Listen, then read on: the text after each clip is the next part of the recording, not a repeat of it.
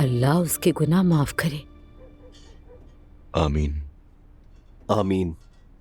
मैं तो उस नन्ही जान के लिए बहुत अफसरदा हूँ। हर किसी की तकदीर लिखी हुई होती है बेटा, उसकी तकदीर में यही लिखा है। बच्चे का माँ के बगैर बड़ा होना बहुत मुश्किल होता है, बहुत ज्यादा।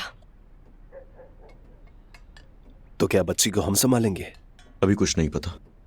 ज़ैनब साहिबा थी वहां, शायद वो ले जाएं बच्ची को अपने साथ। उसका जनाजा यहीं पर होगा? जी ऐसा ही है।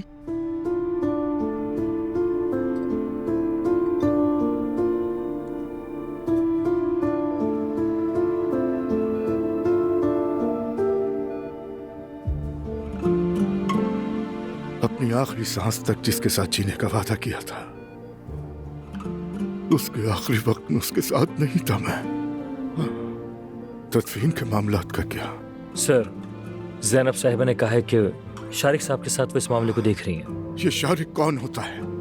हम लोग किस लिए हैं? इस वक्त सब बहुत दुखी हैं। मुझे कोई परवाह नहीं, ये गम मेरा है।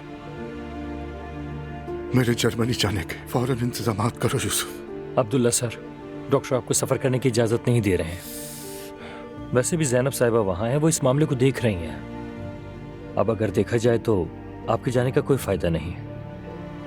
एलिफ को एयरपोर्ट पर मैं ही रिसीव करूंगा, कोई क्या कहेगा मुझे परवाह नहीं। अब सबको पता चल जाए। ठीक है सर।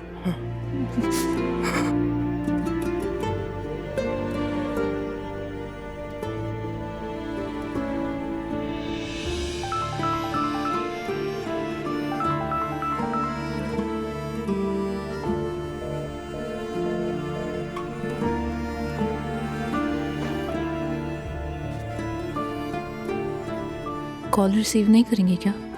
अब मेरी जिंदगी में सरे फहरिस्त एलिफ है और किसी के लिए जगह नहीं है, और उमर के लिए तो बिल्कुल नहीं।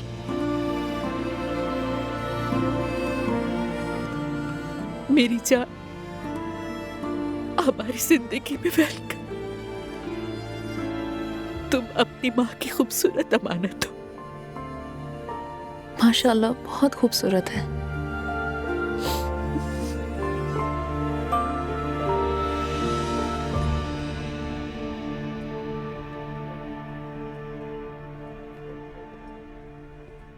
अम्मी, आप ठीक तो हैं? मुझे कुछ नहीं पता नायला, बस अजीब सी हूँ। हमारा भी बिल्कुल ऐसा ही हाल है। अम्मी, हो सकता है बाबा वापस आ जाएं आपके पास। अब मैं नहीं चाहती। उनके लौटने के लिए कि एलिफ का मरना जरूरी था। जब उन्हें एलिफ का पता चला तो वो खुद को संभाल नहीं पाए। उनकी तबीयत बिगड़ गई, वो हॉस्पिटल में थे। ठीक है नायला, ये बातें मुझे मत बताओ तुम। अच्छा ठीक है, फिर मैं कोई और बात करती हूँ आपसे।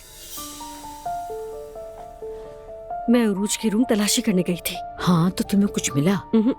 बस विटामिन रखी हुई थी। ठीक है बेटा, हमल के दौरान विटामिन लेना जरूरी है। अम्मी, यकीन कीजिए, ये लड़की हमसे जरूर कुछ छुपा रही है। अरे नायला, बस भी कर दो तुम। घर में इतनी परेशानियां हैं, मुझ में ताकत नहीं है कि तुमसे निमट सकूं मैं। बाबा की कोई खैर खबर?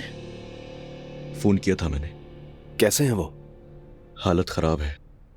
मैंने पूछा था कि मैं आ जाता हूँ आपके पास, तो उन्होंने कहा कि मुझे अकेला रहना है, तो मैंने जोर नहीं दिया। यानी अब हमारी एक और बहन हो गई है। खैर की दुआ करें।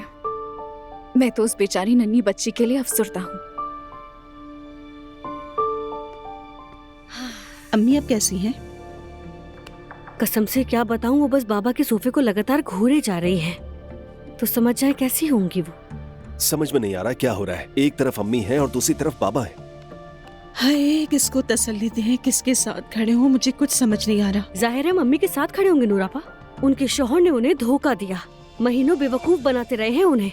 अब बाद में मुकदमा दायर किया तलाक के लिए, और अब दूसरी औरत से उनका बच्चा भी पैदा हो गया। लेकिन उस बच्चे का कसूर क्या है? वो वाकई काबिल रहम है। बहुत अफसोस हो रहा है मुझे। फजूल में रहम करना बंद करो मुस्तफा।